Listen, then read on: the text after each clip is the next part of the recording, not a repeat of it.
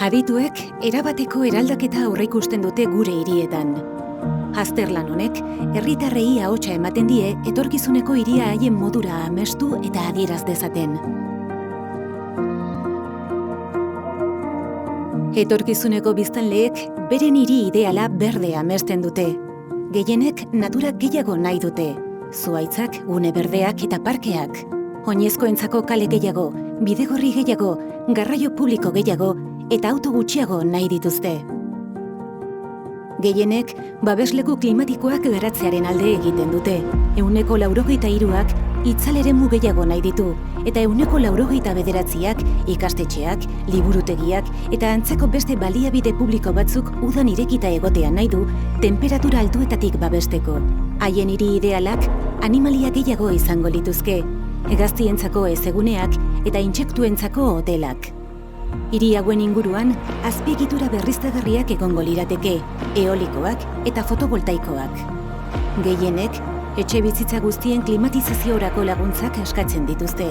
Herritarrek hondakinak materialak detektatu eta bereizten dituzten edukiontzi sentsorizatuekin biltzen direla imaginatzen dute, bakoitzak sortzen dituen hondakinen arabera ordainduz.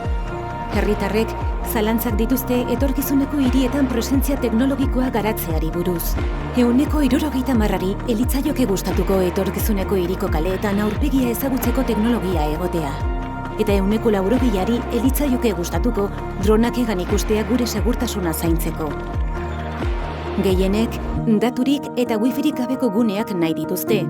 28%ari bakarrik gustatuko litzaioke dronak bere etorkizuneko hirian mezularitza zerbitzuak egiten ikustea. Umez betetako kaldeak amesten dituzte, hiria anitzak non bertakoak eta etorkinak elkarrekin bizi diren, non pertsona zaharrenen mugikortasunera egokitutako kaleak dauden eta paseoan euskara gehiago entzuten den.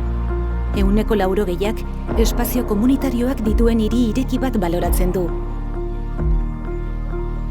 Etorkizuneko hiriak museo, liburutegi eta kirola egiteko gune gehiago ditu. Inork ez du nahi tabernak, jatetxeak edo kaleetako zinemak desagertzea.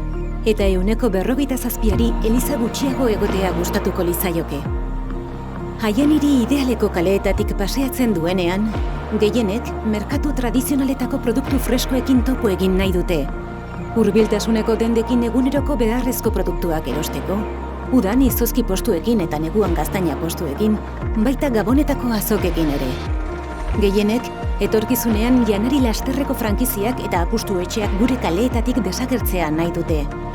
Herritarrek 300.000 biztanle baino gutxiagorekin irudikatzen dute etorkizuneko hiria. Bertan lanerako, merkataritzarako, bizitzeko eta aisialdirako erabilerak espazio berean egongo lirateke. Nahigabeko bakartadea prebenitzeko diseinatuta egongo litzateke.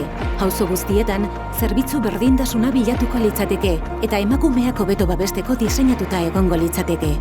Honez gain, herritarrei haien hiriarekin zerikusia duten erabaki garrantzitsu guztiei buruz galdetuko litzaieke.